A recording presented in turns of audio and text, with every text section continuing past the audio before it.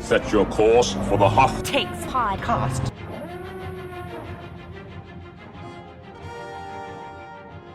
Hello, everybody, and welcome back to Hoth Takes. I'm Grace Seegers. I'm Haley Bird-Wilt. And I'm Eric Geller. And today we are going to be talking about a topic that is near and dear to my heart, which is the wonderful female characters of Star Wars. I think we Star Wars fans are super lucky in that there are a lot of great women characters across movies, TV shows, books, and comics, from iconic Princess Leia to Ahsoka. But even though women have been crucial to Star Wars behind the scenes since the 1970s, famously, Marcia Lucas, George Lucas's ex-wife, was the editor for the original movies and is a good part of why the OT is so good. A lot of Star Wars has been written by men, and you can tell. So I thought we could just kind of talk about our favorite female characters, why we love them, where they fall short, and, you know, I am a big defender of women, fictional and otherwise. So usually when female characters fall short, I blame the male writers. So I want to start with you, Eric. Tell me a little bit about your favorite female character in Star Wars. Well, we just finished talking about Andor, so Mon Mothma is certainly fresh in my mind, and I would put her up there as certainly one of the best characters in Star Wars, period. But I am going to go with Ahsoka for my number one, because I think she gets the richest, most comprehensive journey of any, certainly of any female character in Star Wars, but honestly, I might say any character in Star Wars. I don't know the exact numbers, but I bet if you add up the amount of screen time that all the top-tier Star Wars characters have, she would be in the top 5, I have to imagine, because she's in so many episodes of Clone Wars, which is the longest-running Star Wars project.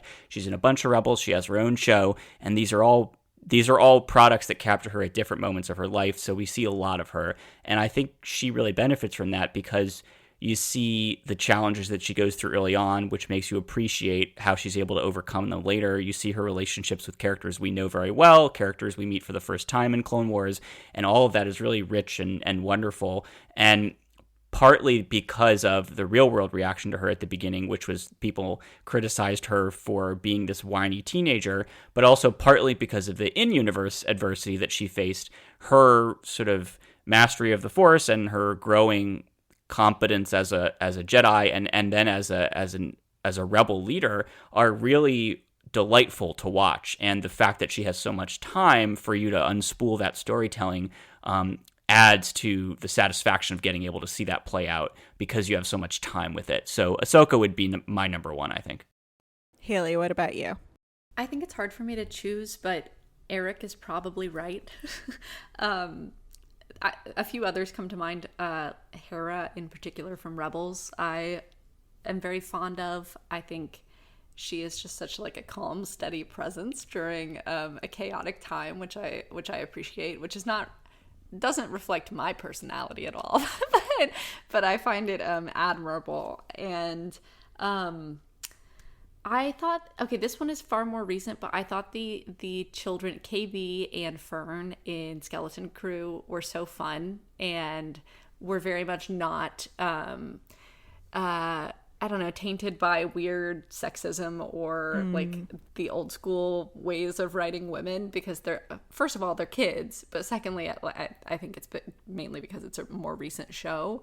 And so it was like, as a person who is young at heart, it was fun for me to watch these children on an adventure without gender dynamics really, interfering with that. I don't know.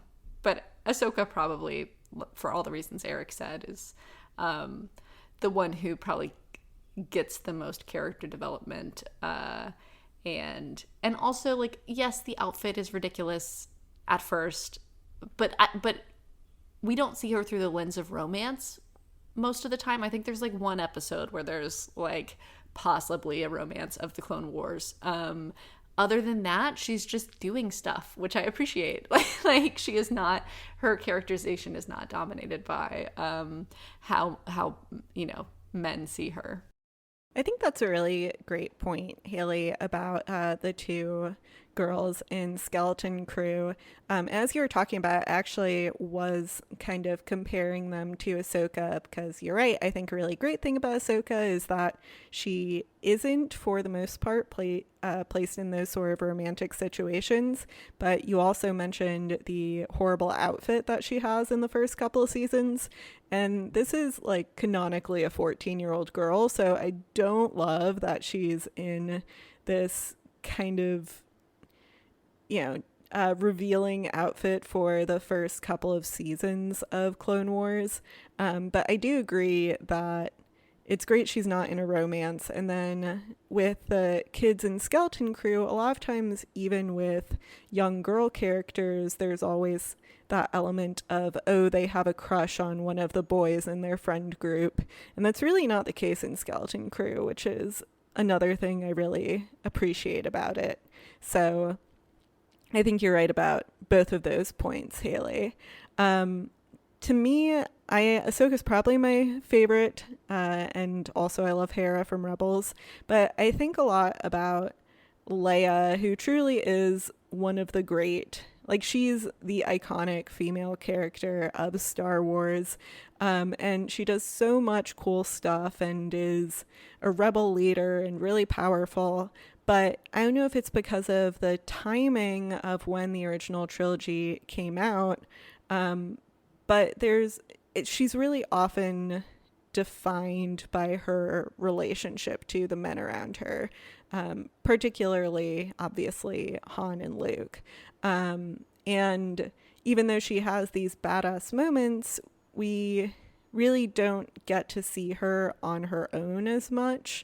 And then, of course, in Return of the Jedi, you have the infamous gold bikini that she wears while she's enslaved by Jabba the Hutt. I was wondering what you guys thought about sort of this juxtaposition of, on the one hand, having this really cool female character who was really a role model and continues to be, but at the same time, maybe in the original trilogy never gets the same chance to breathe.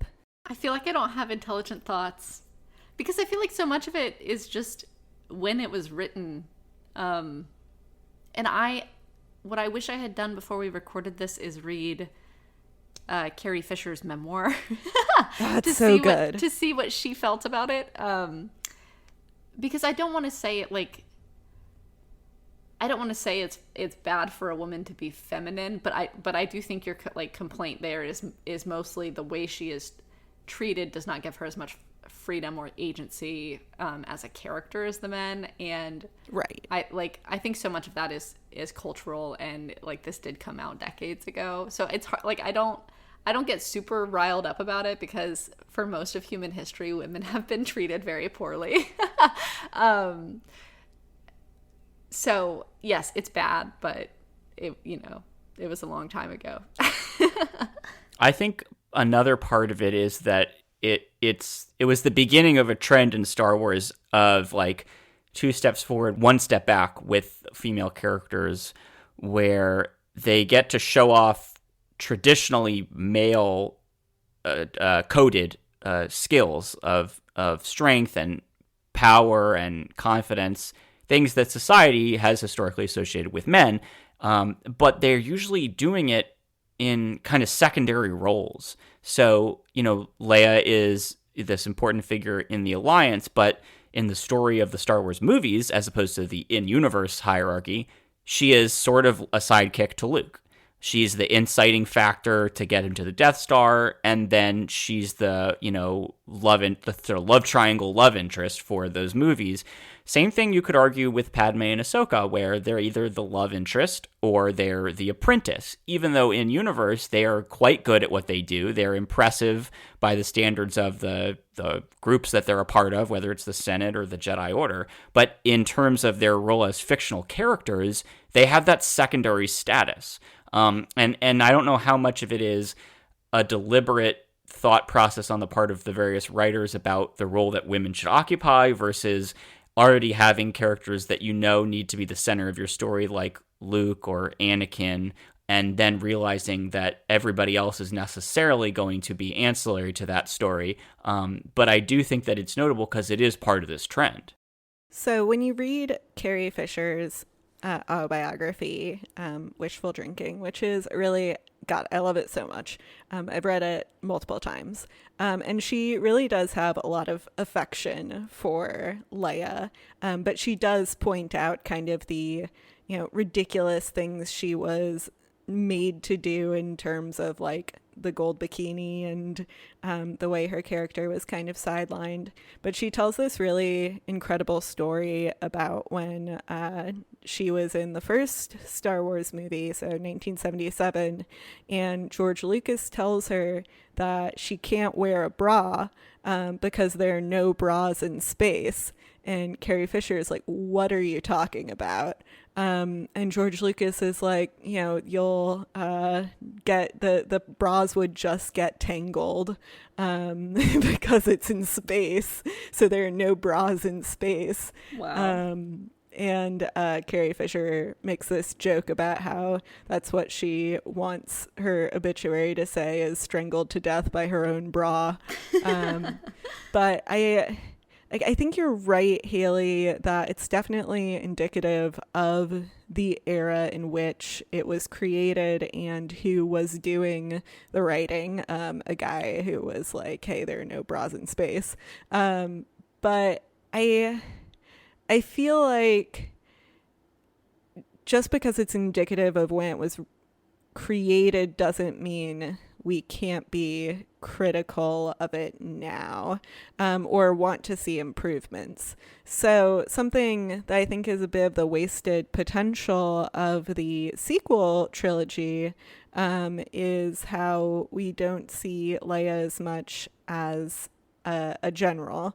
And I obviously part of that was, interrupted by Carrie Fisher's tragic death midway through, I think it was filming The Last Jedi, or filming Rise of Skywalker. Anyway, but I feel like we could have had more opportunity to kind of course correct and see her even more as a leader and sort of separate from the men around her, because again, she was defined by her ex-husband and she was defined by her son, Kylo Ren / Ben. And I think that's maybe one of the mistakes of the sequel trilogy. Eric, I'm also really glad you brought up Padme, who, as we know, when I was a kid, Padme was one of my biggest role models. I thought she was so cool, especially in Attack of the Clones. But, in Attack of the Clones, she's also often wearing these really skimpy outfits, like her kind of dominatrix outfit when she's tells Anakin they can't be together, or when she's fighting off a beast in the gladiatorial arena, and then, her outfit gets ripped off in a very sexy way. So that shout out to that beast, I guess, for ripping it in the sexiest way possible. But what do we think about Padme as a character and sort of the balance that she has of being, this cool queen senator, and then also just being so defined by her relationship to Anakin? I mean, she's another great example of how I think a lot of the characters in Star Wars, both male and female, are sort of doomed by the fact that most of the stories so far, especially on screen, have revolved around the Skywalker saga. They've either been lead-ups to the original trilogy or spin-offs of it or follow-ups to it. So there's not much. If Padme is going to be Anakin Skywalker's love interest and the tragic victim of his fall to the dark side, there is not a ton that you can do with her to kind of give her that foresight to step away from him. She can't do that because we know how this has to end.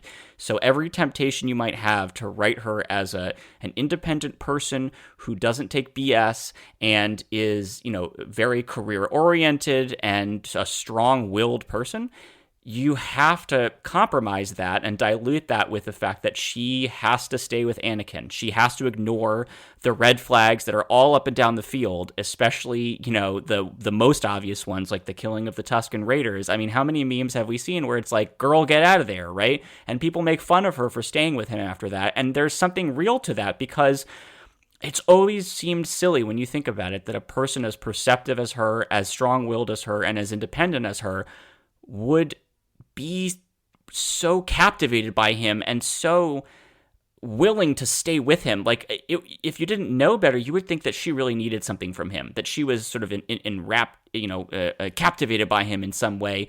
But that's not there in the story. You don't really see that. They don't justify why she ignores all the red flags to stay with him. The answer is that she has to.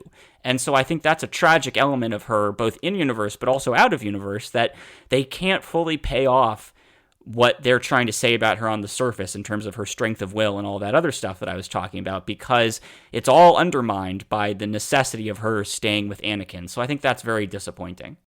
Haley, I know that you are a Padme fan and that, like me, you thought she was super cool when you were a kid. So cool. So super cool. I haven't thought much about it. I think Eric is right that just like the story itself necessitates making her make dumb decisions. But one thing I appreciate about the Clone Wars is sometimes you get a Padme episode and you see her like doing her own thing and within the Senate and fighting for like, oversight of war powers and like these kinds of things that you don't really always, see her doing in the actual prequel trilogy. So like I do think there's always opportunities, especially since there's so many animated series, to go back and add more to the character, a more multi-dimensional person. So I think like when you factor those into it, I do think I don't have that many complaints, because again, like it is necessitated by the story. Like there was always gonna be a pregnancy. There was always gonna be like a weird romance with a crazy like Anakin who goes off the deep end eventually. Like, so I don't know. I don't have strong feelings. What I do want to ask about, Grace, is how you feel about Rey. Rey Palpatine. Oh no. Why'd you have to bring that up? Oh God, I have so many feelings about Rey. I love Force Awakens Rey. And I remember seeing it in the theater, seeing Force Awakens in the theater, and just having chills when she has the lightsaber, like she force grabs the lightsaber, and just feeling like, this must be how little boys felt watching Luke Skywalker in 1977. Like, I'm so excited that little girls have this kind of role model as well. And then the next two movies, I think, did not do Rey justice, particularly Rise of Skywalker. She very much gets into this weird relationship with Kylo and is like defined by their sort of dyad. Like she's not the most powerful on her own anymore. She's part of a dyad. She's half of a whole. And so much of her character, and this is not necessarily the movie's fault, but like the rise of Reylo fan fiction and so much of her character just being defined by fans in relation to Kylo Ren, which I just think is super disappointing. And at the end of Rise of Skywalker, you have this moment where she's defeating Palpatine, who has somehow returned, and saying, "I am all the Jedi." And it should be a great moment, but to me it's not, because of how contrived her backstory has become. Like, she's a Palpatine, ew. And like so much of her character has now been defined by her relationship to the men in her life, whether it be Kylo or Luke. And it just, like, in theory, she's such a good character. And then in practice, once again, it's like it all goes downhill. I think you're right. And for some reason, since we're talking about romances, the Queen of Mandalore is coming to my mind as like someone who has a romance but still like retains agency and isn't defined by the romance with Obi-Wan. Like I feel like that actually is one instance where, because like people do have romances, and I always am talking about how I love romances in Star Wars and there should be more of them. But I do think the tendency for women to that to be the most like important thing about them is disappointing. So like I was never a huge fan of the Reylo situation, but like the kiss at the like I'm not a huge fan of that. I feel like there were other directions to take that story. But mostly I'm not a huge fan of it because she was supposed to be with Finn. It's so true. It's so true. Anyway, what's the Queen of Mandalore's name? I'm totally blanking. Satine. I totally agree with you. Like, it's not that I didn't want Rey to have a romance, because she should have had a wonderful romance with Finn. But and then of course a whole nother conversation, as we've had before, is how Finn is treated. But just defining her in relation to Kylo, I hate. But the one thing I will say about Satine, who I think is really an interesting character, is that unfortunately she does suffer through the trope of being killed for a man's development. So it is one of the best episodes of the Clone Wars where she's killed. Unfortunately, the episode The Lawless, it's a great episode, but she is very much like killed for Obi-Wan's development, and that's about it. One thing that's interesting about Rey, for all the conversations about who she should end up with, is really in the movies up until the kiss itself. I mean, yes, there's like implied sexual tension, obviously, with like the Skype calls, you know, the shirtless Skype call and all that stuff. But like in terms of like overt, like what is actually happening in the story on the surface, romance is not a part of her story. Everything that she does through those movies, it's not motivated by another man. It's not motivated by the need to fill that archetypal role. And part of that is why that kiss at the end is so annoying, because it's not justified. But the other part of it is that that is refreshing. I mean, she's the only female lead in a Star Wars trilogy who doesn't have that as a major part of her reason for being there. I mean, she's really the only one actually who's not a secondary character. Like Leia is there first as the damsel in distress, and then as part of the Han love story. Padme is there to be the Anakin love interest. Rey is not there to be a person's love interest. Like, it really is her story. And Grace, as you said, there's a whole separate conversation about how people kind of expected it to be Finn's story from the trailer, and then when it became Rey's story, that frustrated a lot of people, and those frustrations are valid. But it was ultimately Rey's story, and Finn played a supporting role to her.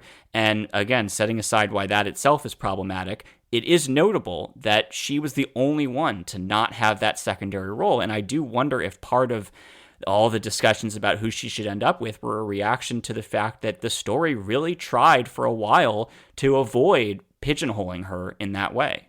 Yeah, I think that's part of my favorite thing about Force Awakens, is how she is just like, she has the mildest of mild flirtations with Finn, but she just totally is really her own character doing her own thing.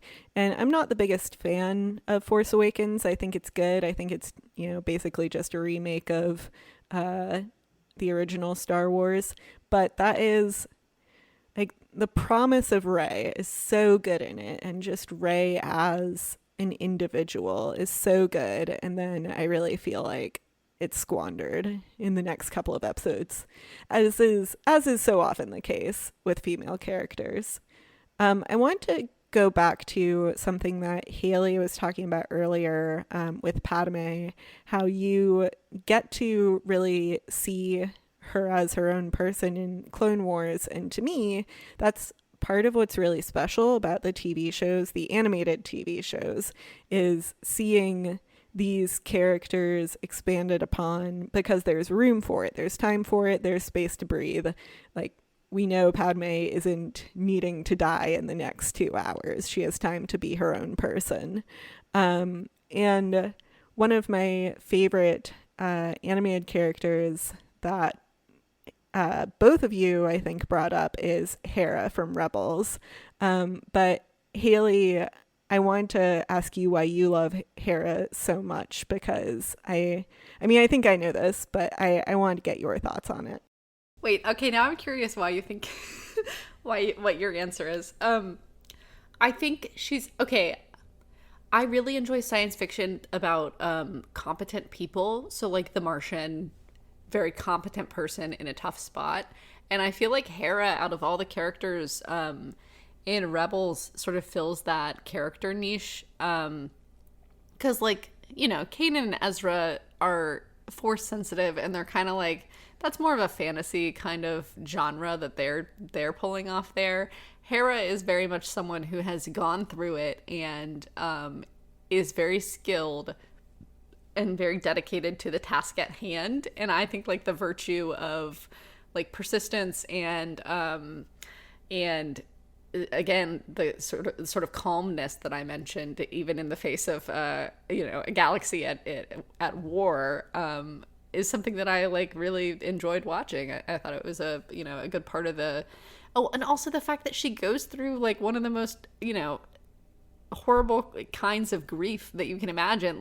These are stories that help children start to think about virtue in ways that maybe like the light side of the force, dark side of the force dichotomy, it like doesn't get into enough detail to think about. So like she continues, she forges ahead despite Kanan's death and spoiler alert, sorry, and still serves kind of as like a leader of the group, even in a really tough spot. And so I don't know, I find that very admirable. I think it's actually a really good role model for kids, and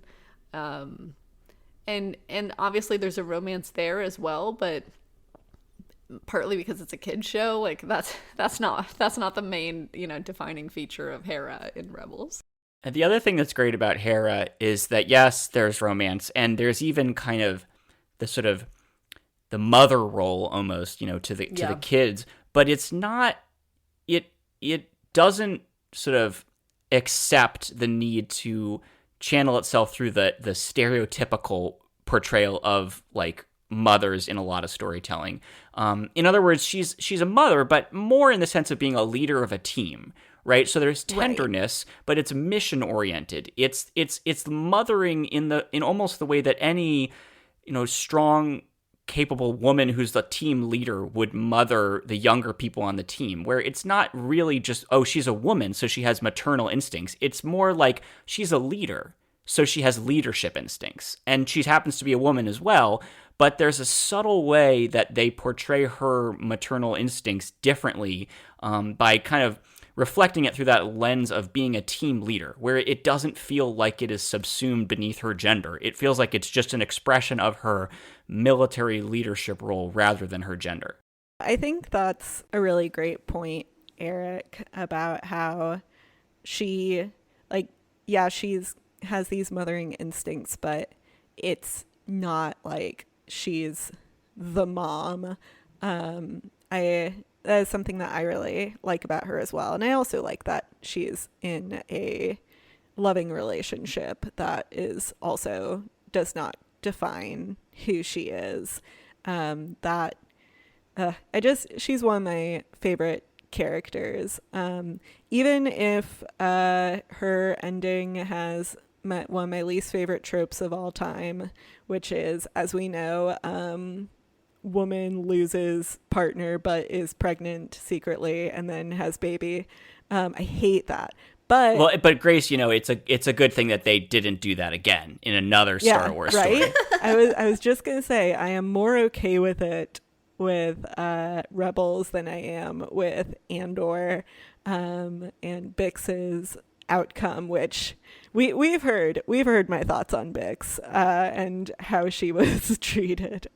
But one thing I do feel like I would be remiss if I didn't touch on is sort of how women of color in particular are treated, especially by fandom, but also by the narrative. So we have Rose, who it shows up in Last Jedi and is a really cool character, and then there is a huge backlash from racist fans about her character, and she's totally sidelined in Rise of Skywalker.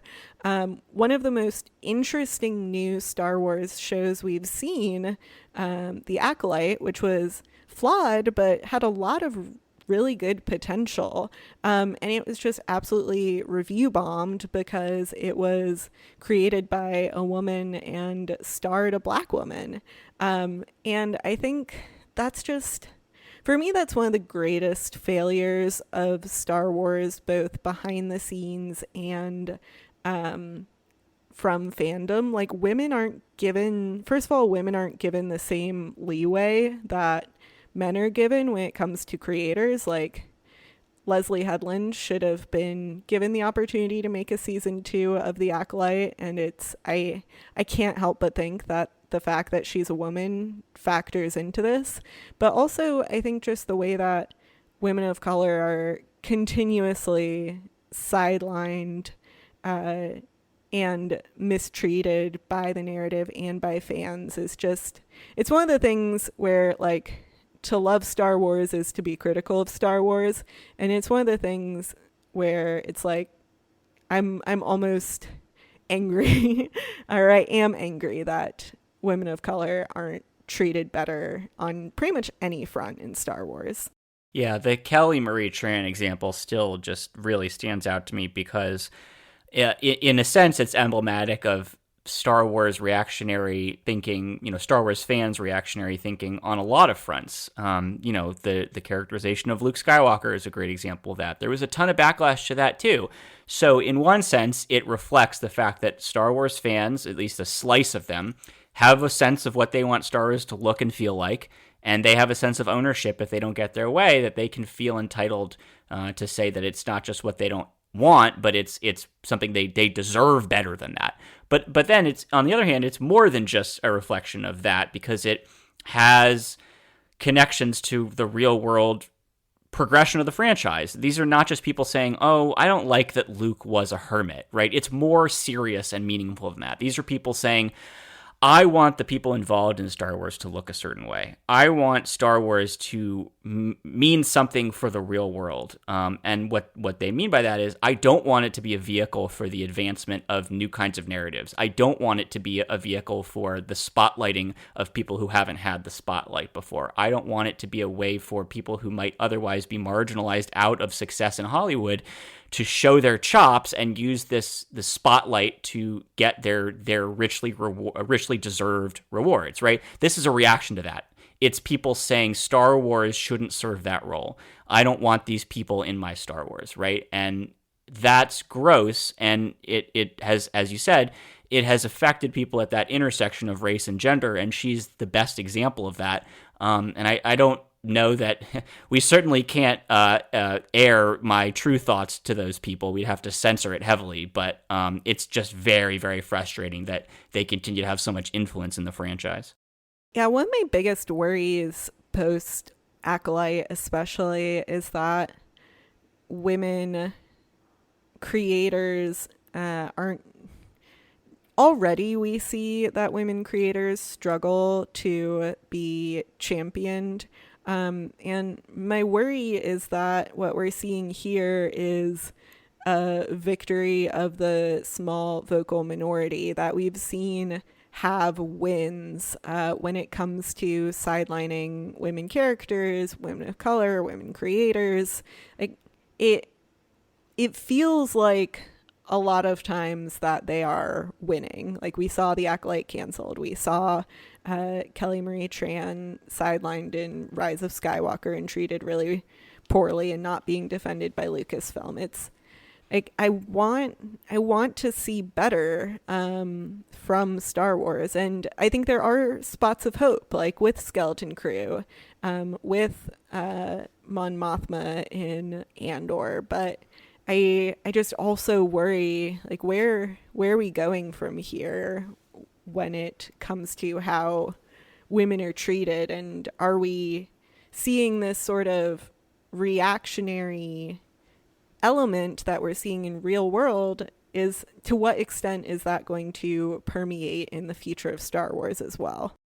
You know, talking about female creators in Star Wars, we still haven't mentioned the name Kathleen Kennedy. And I think that, you know, all the discourse that surrounds her and her role in Star Wars is really worth talking about when we think about the space that this franchise makes for women on and off screen.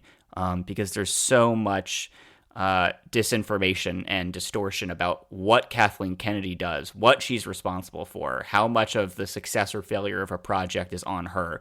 And, you know, recently with all the Andor publicity tour interviews, Tony Gilroy has really been talking a lot about how Kathleen Kennedy protected them, gave them the runway to succeed with the vision they had, said yes to basically all of their ideas, tried as hard as she could to get them the money that they needed, and even gave them some good ideas, such as casting Ben Bratt as Bail Organa. So, you know, that was a kind of a rare spotlight from a very candid storyteller on the actual like specifics of what Kathleen Kennedy did on a project. But I think if you looked at any of the projects recently, you would probably see similar trends. I think if you asked Rian Johnson or J.J. Abrams, you'd probably see a similar trend of her giving them the space to make the decisions that they want to make. But that's not the discourse, is it? I mean, that's not how people talk about her. So I would love to hear your thoughts on like why is she made out to be this Machiavellian like inside threat double agent trying to tear down Star Wars from the inside, because she's not a frontline storyteller on any of these projects. It's just because she's a woman. Like Yeah. that's literally it. It's sexism. Like we know why. This is the second time I've mentioned the Rest is History series about the French Revolution on this podcast, but that series continues. I think they're on like season 3 or 4 at this point. But the first few episodes are about Marie Antoinette, and I did not realize that for like years and years before the actual revolution in France, the amount of like obscene conspiracy theories surrounding Marie Antoinette, it's just mind-boggling. And she was a very young person at the time when she like became the queen. And I just think there is a like this is how humankind, men, but also like women in the like hated Marie Antoinette. People respond to women in power with this like kill the witch kind of reaction. And I don't know how to fix that. But I do think that the Kathleen Kennedy, the way people see her is like a classic example of that. Right. Like this woman is in power. She must be evil. She must be the reason for all of everything that we dislike. It's just, it really is. When I see how Kathleen Kennedy is kind of treated by fans, it really is pure sexism. And like, this is not to say that she is perfect or that I have no issues with her, but I mean, it's just, as Haley says, it's because she's a woman. The only last thing I wanted to talk to you guys about was sort of what we would like to see from female characters in the future. Like, how do we want Star Wars to approach women characters going forward, and you know, any lessons that could be learned from the past when considering how to write women going forward. One person we didn't mention was Clea from Andor. I feel like I don't know, just look at Andor and Skeleton Crew and the cartoons and study how they made the women multi-dimensional characters in ways that the films often have not been able to. that's my advice for future Star Wars writers. So as a man, I feel like I have the authority to say more female storytellers, right? First and foremost is that women have a track record of writing women better than men do.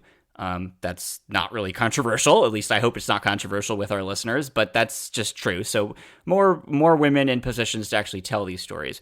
But in terms of the stories they're telling, this is going to be controversial. It's even controversial with me because I don't like that this seems to be the reality, but it does seem to be the reality. I think women in Star Wars going forward, they should try to avoid writing romantic storylines for them. Like, they should try as hard as possible, at least initially when building them out, to not have romance be a part of their on-screen life at all. And that's, again, we all love romance here on the Hoth Takes podcast. Romance is a real thing, and it should exist in Star Wars. But over and over again, what we've seen is that when romance is a major part of a female character's journey on screen, especially early on, it takes over everything else. It defines them. And the best characters that we've talked about here, from Mon Mothma to Kleya, they either don't have any semblance of romance, like Kleya, or the romance on the surface is very obviously just on the surface. There's nothing deeper than that. It's not an actual profound part of their life in the case of Mon and Perrin. And again, it's not great that I feel like this is the lesson that from the stories we've seen so far, but I think you've got to really lead with figuring out why they're an interesting character, and that should be something other than their romantic life. And then you can add that in later once you've established them and you've given yourself some runway, but avoid the temptation to give them a love interest or to make them someone else's love interest. If you can figure out a reason why they should exist independent of romance, I think you will have created a character who avoids a lot of the pitfalls that we've discussed in this episode, and then you can add that in later. But I feel like the formula for success here is to not start off going down that route, to just completely take it out of the picture and then see if you can justify adding it in later.